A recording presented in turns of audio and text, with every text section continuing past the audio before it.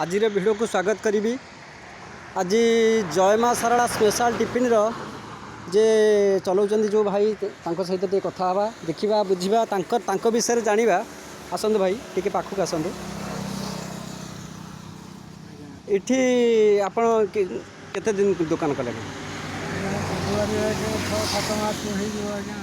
आ corona समय केमिति कोन चलुथिले, केमिति कोन दुकान तो बंद थिला? दुकान तो बंद बचापी जहाँ किसी पड़ो आ बस बस विरक्त लगे तेणुक खोली देवी भाई।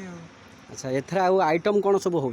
आइटम आज्ञा बरा इडली चकुली पूरी दहीबरा आलुदम। अच्छा सब गोटे लोक जदि आसब मुझे टिफिन कली देखिली 20 टंकार भी सफिसीयंट खाई हो।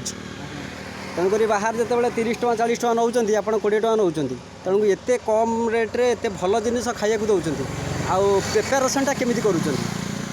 जहाँ आज्ञा कम मार्जिन मुझे चाहूँगी मोर अधिका बेपार हो।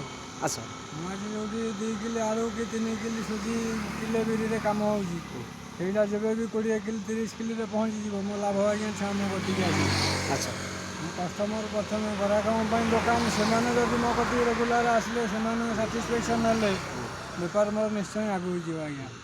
मु देखिपुची जे एबे मु आसिली 11टा बेलू आपणकर सब सरीगला। तेणुक मुझे देखिपुची आप ये जो दुकानटा केमी कौन चली केते लोकप्रिय आपण अच्छा से जहाँ भी हो।